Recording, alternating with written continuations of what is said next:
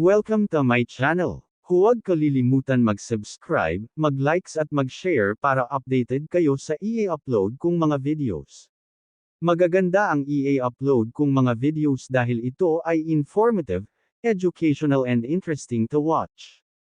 Nakakamangha at madaling maunawaan ng lahat.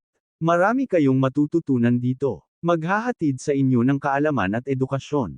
Huwag bibitiw, manood at makinig sa aking mga videos.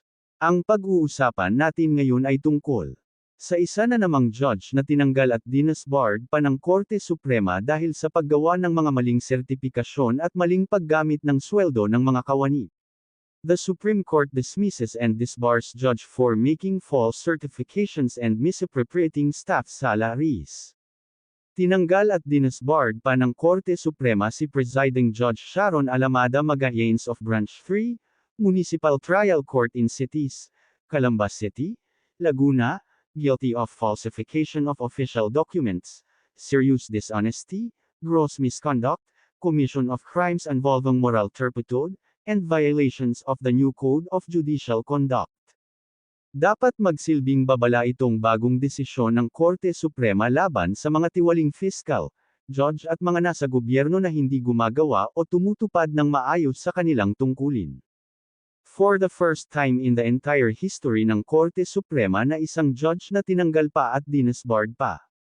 Usually ang mga naunang mga desisyon ng ating Korte Suprema ay tanggal lang. Pero itong bagong desisyon ng Korte Suprema talagang galit na galit ang ating Korte Suprema sa mga judges na hindi gumagawa ng tama. We salute you Justices of the Supreme Court sa mga paglilinis ninyo sa mga tiwaling nasa gobyerno.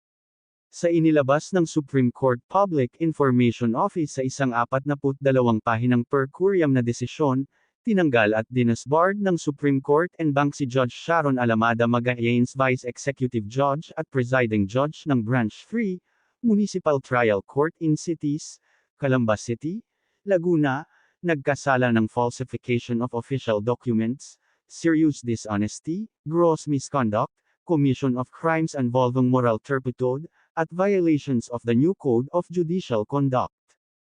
Inamin ni Judge Alamada na ang mga pirma sa payroll registers ng pamahalaang lungsod ng Calamba na nauukol sa kanyang contractual na driver ay sa kanya, kung saan pinatunayan niya na ang nasabing dating driver ay nag-render ng serbisyo para sa panahong nakasaad doon bagamat alam niya na ang driver ay nagbitiw na at hindi na nag-uulat sa kanyang hukuman.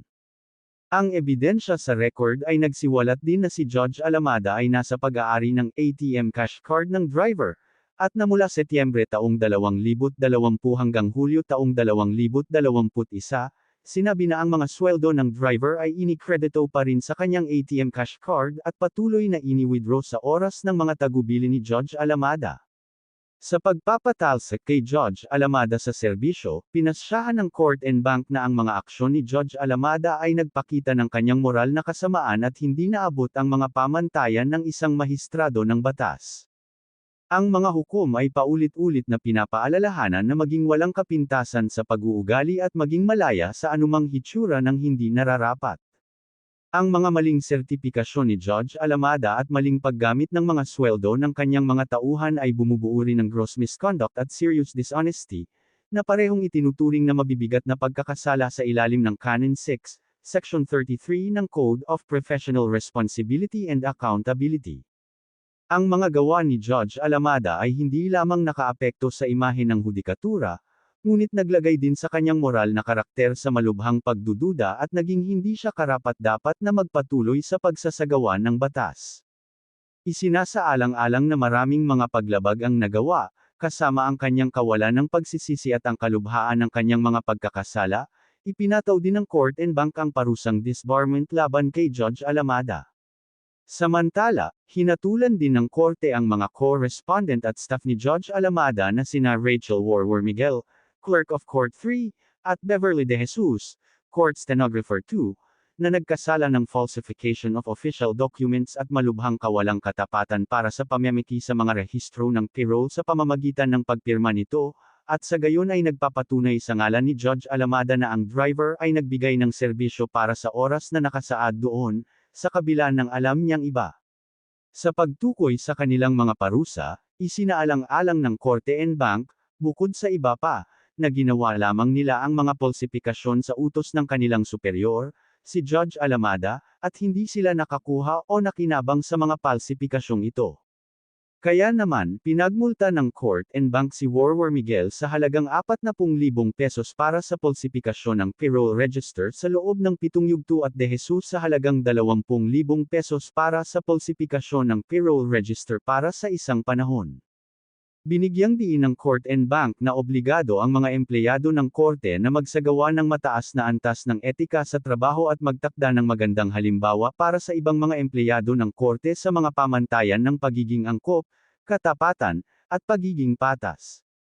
Muling iginiit ng korte na hindi ito magdadalawang isip na magpataw ng matinding parusa sa sinumang opisyal ng hudikatura o tauhan na hindi naabot ang mga responsibilidad ng kanilang tanggapan.